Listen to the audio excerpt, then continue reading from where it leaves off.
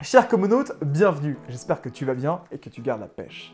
Lors du dernier épisode, nous avons parlé en général du community management. Et d'ailleurs, si tu l'as pas vu, ce qui au passage est parfaitement impardonnable, je t'invite à aller le regarder et de cliquer sur le lien qui est juste en dessous, dans la description. Vas-y, parce que sinon je crois que tu vas taper mon revers. Comme ça là. Mais non, on reste. Dans l'équipe, on est plutôt licorne, paillettes et chocolat en vrai. Pour cet épisode, on va partir ensemble sur le terrain de jeu préféré des community managers. Je veux parler bien sûr des réseaux sociaux. Dans ce cycle de 3 vidéos, nous allons nous focaliser sur les 3 réseaux sociaux les plus importants à ce jour. Alors boucle ta ceinture, c'est parti, on décolle tout de suite.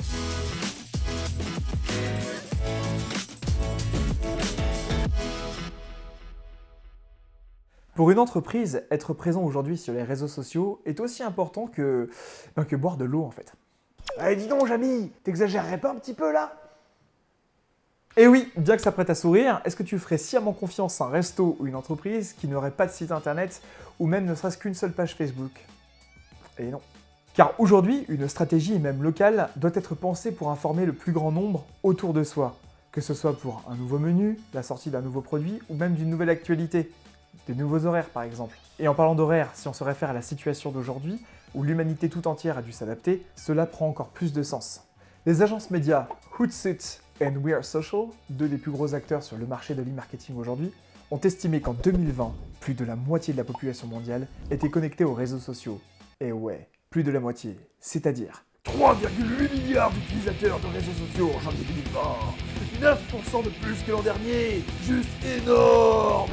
12 nouveaux utilisateurs par seconde. Et tout ça, c'est lié au fait que l'information est devenue accessible partout et tout le temps grâce au smartphone. Aujourd'hui, c'est 5,19 milliards de personnes qui utilisent un téléphone portable. Les réseaux sociaux sont aujourd'hui la deuxième source d'information quand tu veux t'informer sur une marque. Bon, si on prend les moteurs de recherche comme Google, Bing, Firefox ou Internet Explorer, bon, ça c'est utilisé par les plus grands nombres. C'est un débat, on rentrera même pas là-dedans.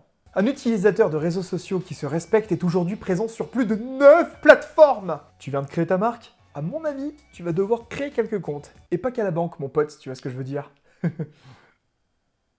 Et concrètement, comment ça se passe dans le détail? Eh bien, pour ouvrir le bal, il convient de s'intéresser aux plus anciens, aux plus vénérables, aux papis des réseaux, comme on l'appelle dans le milieu. Je veux parler bien sûr de Facebook.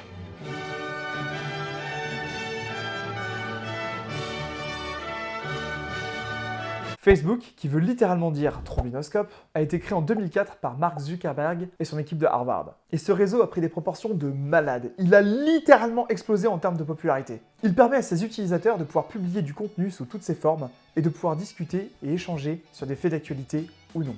Et les années 2010, on voit la consécration. C'est le 3e site le plus visité au monde. Il y a un film qui sort pour en raconter la création.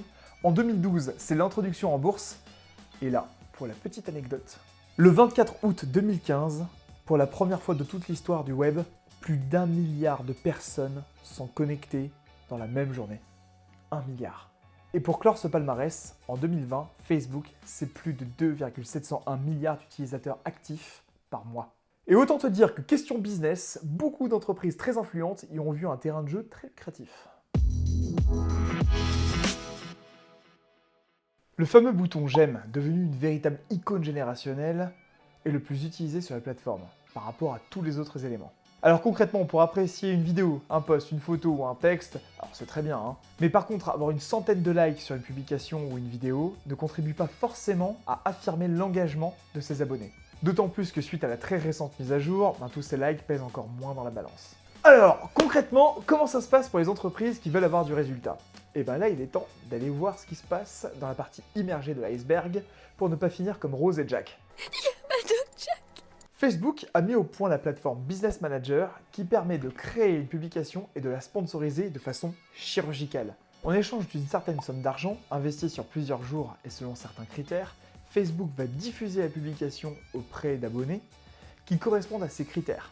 C'est ce qu'on appelle une audience. En 2018, c'est près de 55 milliards de dollars de recettes pour Facebook. Une véritable machine de guerre. C'est une véritable machine de guerre, ça, mon colonel. Alors, suivant ce que l'on souhaite générer, trafic vers le site web, prise de contact, nombre de vues, le nombre de likes ne servira pas à grand chose en fait. En fonction du contenu et de ce qui est présenté, le réseau attribue un indice de pertinence noté de 1 à 10. Et autant te dire que pour le CM, c'est un outil très précieux. Tu vois, un petit peu comme la plume du poète, l'épée d'Aragorn ou les griffes de Freddy. Allez, on avance. Il nous reste plus que ça. Bah alors Facebook, bien ou bien? Les générations se succèdent et les jeunes se tournent vers d'autres plateformes comme Instagram ou TikTok. Pour l'anecdote, Instagram a d'ailleurs été racheté par Facebook pour éviter justement une concurrence. Si vous cherchez absolument du trafic, ce n'est clairement pas l'outil le plus approprié, contrairement au référencement payant. Mais cela fait partie d'un maillage extrêmement subtil qui vous permettra d'atteindre des sommets! En conclusion, on peut dire que les choses vont très vite sur Facebook. Les CM doivent continuellement s'adapter pour pouvoir suivre les évolutions de cet outil. À titre d'exemple, on peut parler de la récente mise à jour, celle de 2020, qui a complètement changé les règles du jeu. C'est pour ça que pour les entreprises, aujourd'hui, c'est un véritable enjeu que de s'entourer de personnes formées et spécialistes de ce genre de réseau pour pouvoir complètement exploiter toute la puissance de cet outil. En tout cas, rassure-toi, cher comonaute, si tu es entrepreneur, l'avenir de Facebook est clairement tourné vers le business et les entreprises. Et voilà, cher comonaute, cet épisode sur Facebook est désormais terminé. J'espère que tu as apprécié, que tu as appris plein de choses. En tout cas, nous, on est déjà en train de travailler au prochain épisode, qui on espère va te plaire. En attendant, passe une belle journée ou une belle soirée, et à très bientôt.